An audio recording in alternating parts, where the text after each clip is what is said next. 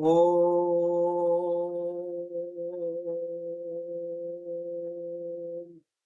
गीता चिंतन धारा।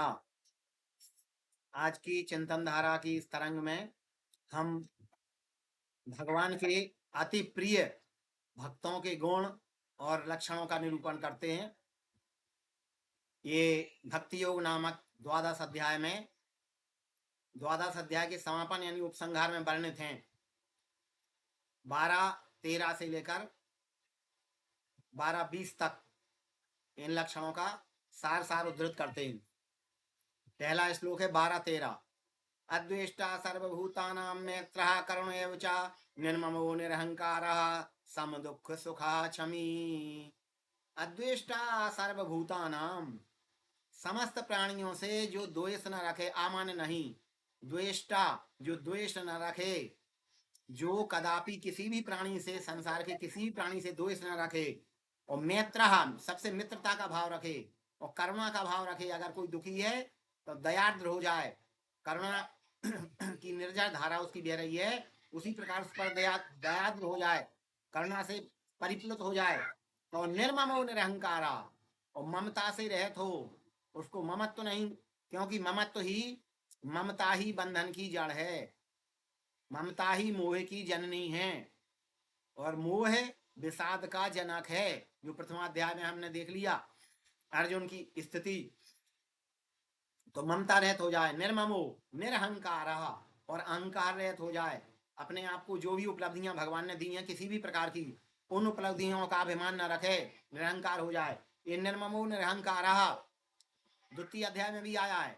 द्वितीय अध्याय के 71वें श्लोक में आया है, विहाय कामान्याया सर्वान् पुमांस चरति निस्पृहा निर्ममो निरहंकार सा शांति मधिगच्छति। हमने पहले ही बताया है कि गीता का द्वितीय अध्याय पूरी गीता का आधार है, और उसी का विस्तार अन्य अध्यायों में 18वें अध्याय तक है।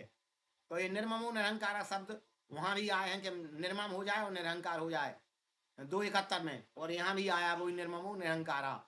और सम दुख दुख सुखा, और दुख सुख में समान भाव रखे, न सुख में प्रहर्षित हो और न दुख में दुखी हो। और क्षमी माने अगर किसी ने कोई अपराध भी कर दिया अपने से छोटे व्यक्ति ने, हम उसका प्रतिकार कर सकते हैं, उसको दंड दे सकते हैं, फिर भी सहन कर लेना, इस भावना का नाम क्षमा है। तो वो क्षमी हो। संतुष्टा सत्तं योगी यतात्मा दृढ़निश्चया मयि अर्पित मनो बुद्धिर्यो मद्भक्ता स मे प्रिया। और संतुष्टा सततं, हमेशा संतुष्ट रहे, संतुष्ट रहे हमेशा। संतोषम परमम सुखम, संतोष ही सबसे बड़ा धन है। गोधन गजधन बाजधन और रतन धन खान, और जब आवे संतोष धन सब धन धूर समान।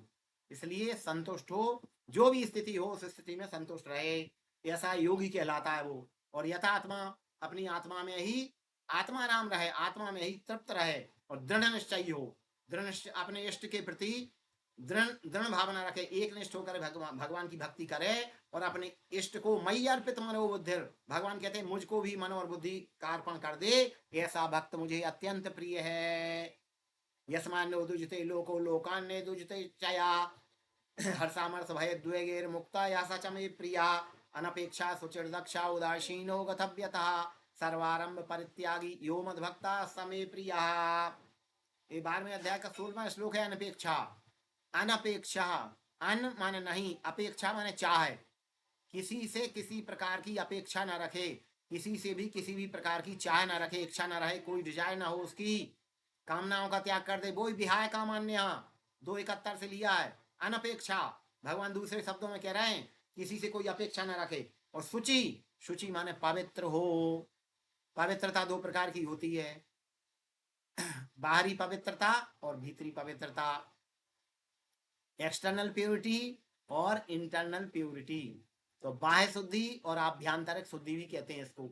बाह्य शुद्धि में तो हम साबुन लगा करके स्नान करते हैं, अपने शरीर का मन पसीना पसीना आदि दूर करते हैं, ये बाहरी शुद्धि है।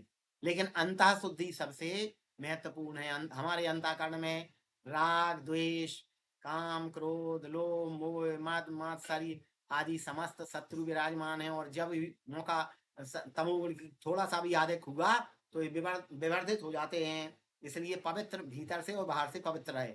और दक्ष, दक्ष यानी कुशल रहे, किसी भी प्रकार से चूक न करे अपने साधन में, उसको दक्ष कहते हैं। उदासीन हो, उदासीन रहे, किसी के प्रति आसक्त न हो। और गतव्य था, उसकी व्यथाएं चली गई हों, वो व्यथा दूर हो गई हों।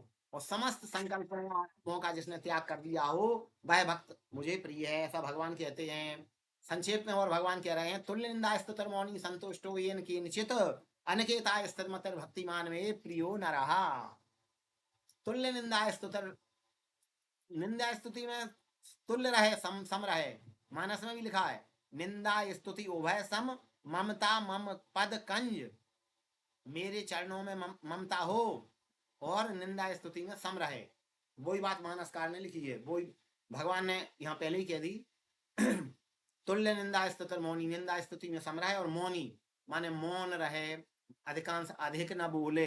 यहाँ वाक संयम की बात है। मौन का अर्थ वाक संयम, अपनी वाणी को संयमित रखे, नियंत्रित रखे, नियमित रखे, अधिक न बोले। और संतुष्टो येन किंचित, वही संतुष्ट शब्द फिर आ गया। संतुष्टो येन किंचित माने जिस किसी भी प्रकार से संतुष्ट हो। जो भी जितना भी है द्रव्य, द्रव्य आदि काम चलाने के लिए जो भी परिग्रही वस्तुएं हैं, उन सब में जो भी भगवान ने दी हैं, प्रदत्त की हैं, जो प्राप्त हैं, उन सब में संतुष्ट रहे। और अनिकेता, निकेत माने घर, आ माने नहीं। अनिकेता का मतलब यहाँ ये नहीं है कि भक्त का घर ना हो, भक्त घर ना रखे, जंगल में रहे, कुटिया बना के रहे, ऐसा नहीं है। अनिकेता का अभिव्यंजित अर्थ लगाना पड़ेगा, अभिधा में अर्थ नहीं, लक्षणा में भी नहीं। व्यंजना में ये व्यंजित होता है कि उसको अपने निकेत से, अपने भवन से कोई ममता आसक्ति न हो, उसको कोई अटैचमेंट ना हो। इस तरह से रहे कि कभी भी उठ के चल देंगे, हम तो राहगीर हैं, ये हमारा नहीं है, भगवान ने हमको दिया है, जब तक है जब तक है, नहीं है तो नहीं है। तो उसको अनिकेत कहा है। राग द्वेष न रखे अपने भवन में, रहने के निवास स्थान में, उसको अनिकेत कहा है। और स्थिर मति, वो स्थित प्रज्ञ आ गई, स्थित प्रज्ञ वाली बात आ गई। स्थिर प्रज्ञ तदोच्यते, जिसकी बुद्धि स्थिर है, उसी को भगवान ने यहाँ भक्ति योग में भी लिखा है कि भक्ति योगी को भी की भी स्थिर मति होनी चाहिए। अगर उसकी मति चलायमान है तो वो एक निष्ठ हो ही नहीं सकता, एक भक्तर विशिष्य थे, भक्ति कर ही नहीं सकता। इसलिए भगवान ने कहा कि स्थिर मति, उसकी निश्चयात्मा का बुद्धि, निश्चयात्मा का शक्ति, निष्ठा, आस्था एक होनी चाहिए, जिसको श्रद्धा भी कह सकते, एक होनी चाहिए। स्थिर मतिर भक्तिमान में प्रियो न रहा, ऐसा भक्तिमान व्यक्ति मुझे प्रिय है। और अंतिम श्लोक में भगवान ने श्रद्धा शब्द और लगा दिया है। ये तो धर्म्यामृतमिदं यथोक्तम पर्युपासते श्रद्धाना मत परमा भक्तास्ते तीव में प्रिया। वो श्रद्धावान हो, क्योंकि श्रद्धावान लभते ज्ञानम, श्रद्धा से ज्ञान की प्राप्ति होती है। श्रद्धा बिना धर्म नहीं हुई। और श्रद्धा भवानी शंकरो वंदे, श्रद्धा विश्वास रूपणऊ, श्रद्धा भवानी का रूप है, इसलिए उसको श्रद्धावान भी होना चाहिए। तब वह इस धर्म्यामृत, अमृत है जी, भक्ति योग का अमृत है। इसके पालन के साथ जो मेरी उपासना करता है, वो श्रद्धा पूर्वक मेरे में ही सब कुछ मत परमा, मेरे ही परायण हुआ।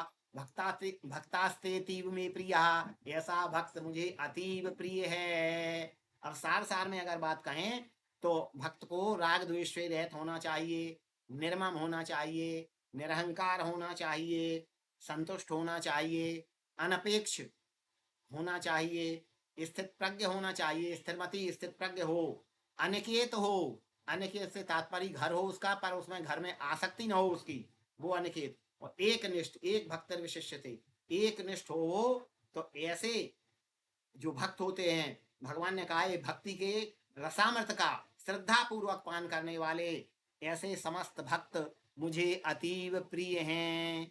तो ये भगवान के प्रिय भक्तों के हमने गुण और लक्षण आपके सामने निवेदित किए। ओम श्री कृष्णार्पणमस्तु।